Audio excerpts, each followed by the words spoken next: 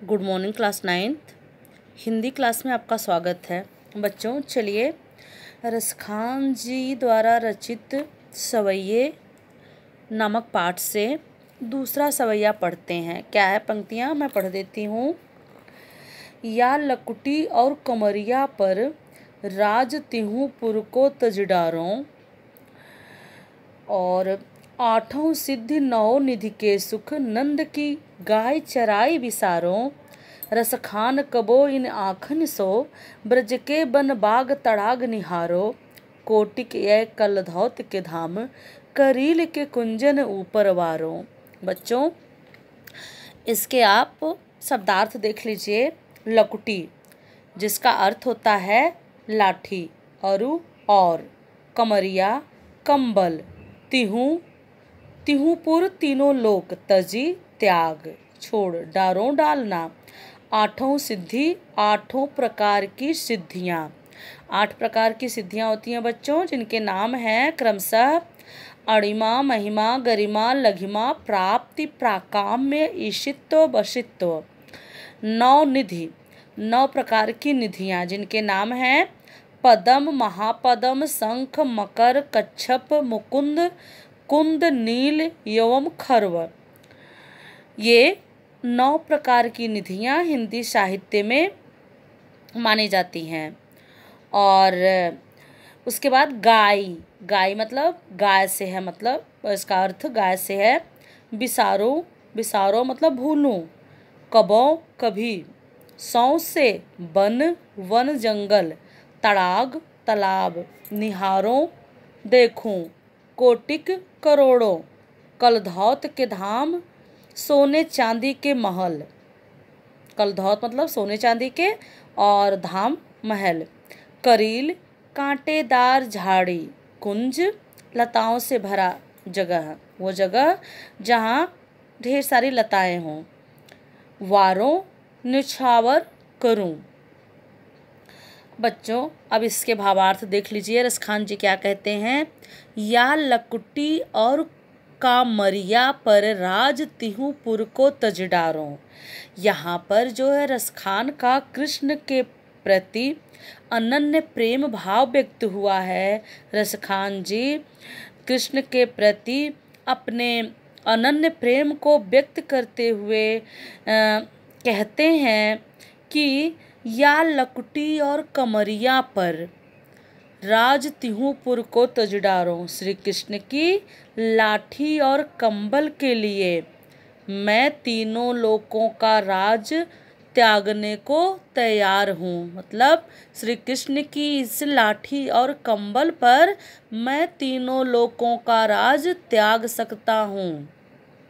अगर मुझे तीनों लोकों का राज भी मिल जाए तो मैं उसे श्री कृष्ण पर निछावर कर दूंगा।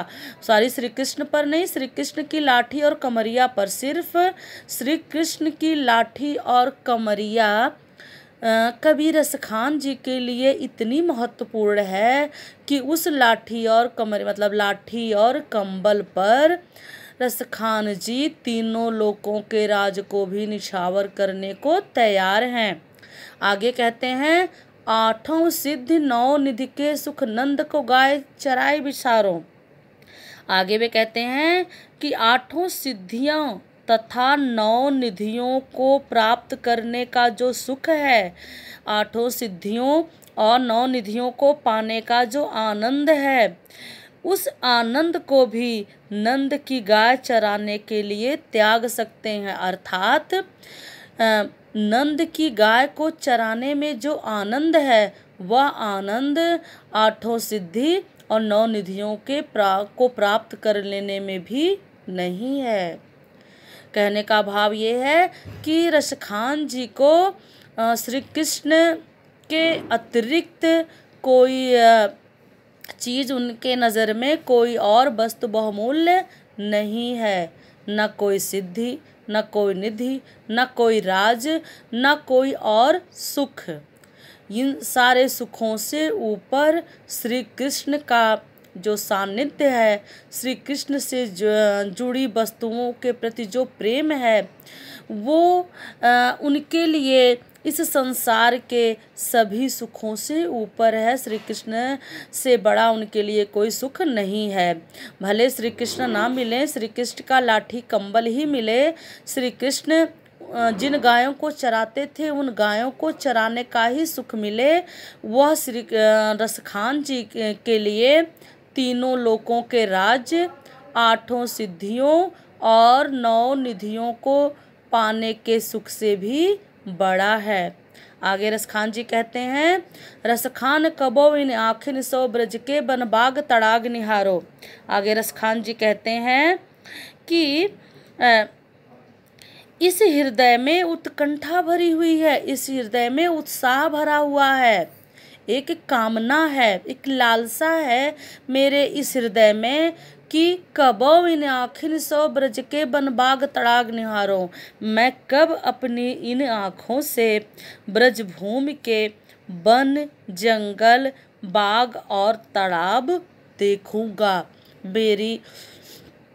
मेरी इन आँखों को ब्रज के वन, बाग और तालाब निहारने का सुख कब मिलेगा, अर्थात मैं कब उस ब्रज में जाऊंगा, वहाँ पे रहने का, उन चीज़ों को देखने का जिन चीज़ों को श्री कृष्ण ने छुआ था, जिन गलियों में श्री कृष्ण घूमते थे, जिन यमुना के किनारे श्री कृष्ण गाय चराते थे, उन चीज़ों को देखने का मुझे इस जीवन में सौभाग्य कब मिलेगा।